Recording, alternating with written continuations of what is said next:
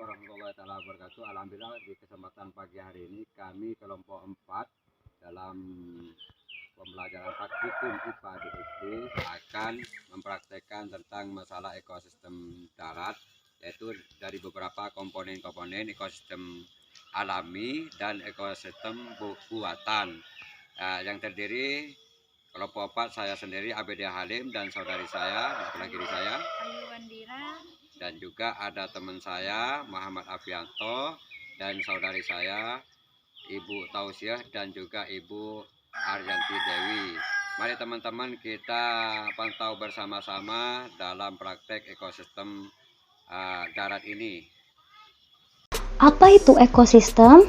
Ekosistem merupakan suatu sistem yang terbentuk karena adanya hubungan timbal balik antara makhluk hidup dengan lingkungan hidup, dan di antara keduanya tidak dapat terpisahkan. Ekosistem terdiri dari komponen biotik dan komponen abiotik. Komponen biotik terdiri dari produsen atau tumbuhan dan konsumen atau hewan, serta dekomposer atau pengurai. Sedangkan komponen abiotik terdiri atas bahan anorganik, dan iklim. Dari cara terbentuknya ada dua jenis ekosistem, yaitu ekosistem alami dan ekosistem buatan. Ekosistem alami merupakan ekosistem yang sudah terbentuk dari proses secara alami. Sedangkan ekosistem buatan merupakan ekosistem yang sengaja dibuat oleh manusia dengan tujuan untuk menjaga keseimbangan hidupnya di dalamnya. Contoh ekosistem alami adalah hutan, padang rumput, gurun, gunung, sedangkan contoh ekosistem buatan adalah sawah, taman, dan kebun. Kali ini kita akan melakukan praktikum tentang ekosistem darat alami dan ekosistem darat buatan. Adapun alat dan bahan yang harus kita siapkan adalah lembar pengamatan, alat tulis, aplikasi barometer, serta lingkungan sekitar. Yang pertama, kita akan menuju ekosistem darat alami, yaitu hutan. Komponen abiotik beserta kondisinya yang ada di hutan antara lain, kondisi cahayanya cukup, suhunya mencapai 32 derajat Celcius, jenis tanahnya gambut dan subur, anginnya semilir, serta keadaan airnya sangat cukup. Kemudian kita akan mengamati komponen biotiknya yang terdiri dari tanaman dan hewan.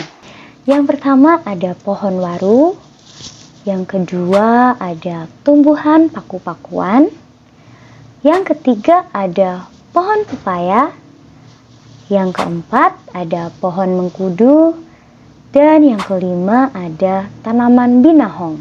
Kelima tanaman tersebut saling berinteraksi dengan komponen abiotik di lingkungannya, di mana tanaman membutuhkan cahaya matahari, air, dan juga tanah untuk membantu proses pertumbuhan dan perkembangannya.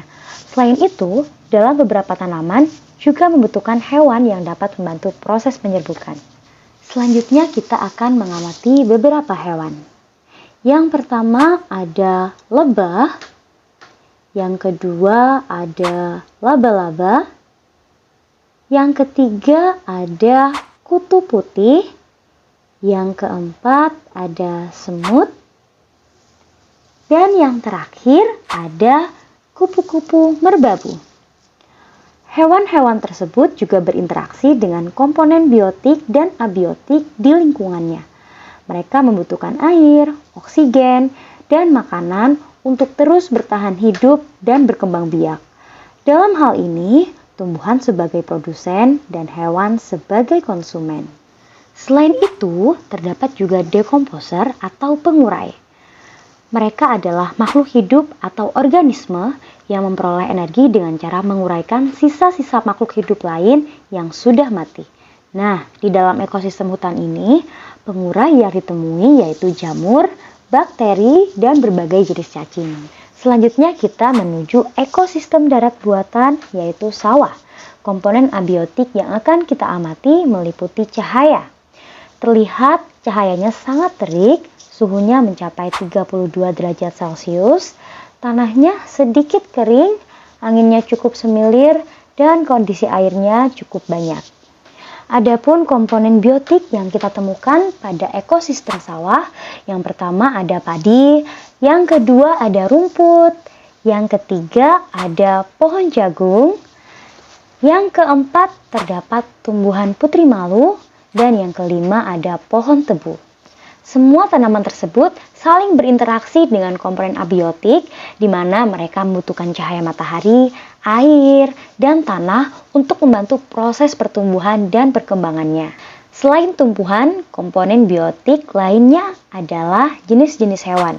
Yang pertama ada siput, selanjutnya ada semut, yang ketiga ada kadal, yang keempat terdapat belalang, dan yang kelima terdapat capung.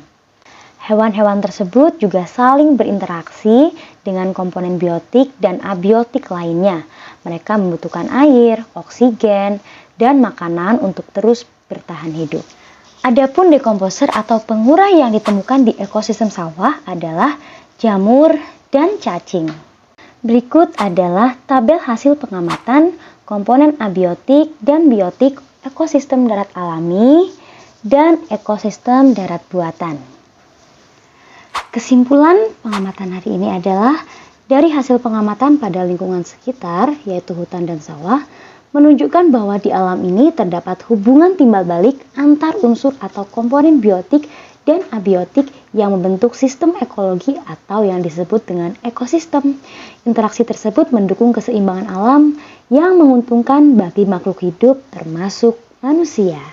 Sampai di sini dulu praktikum hari ini. Sekian dan terima kasih.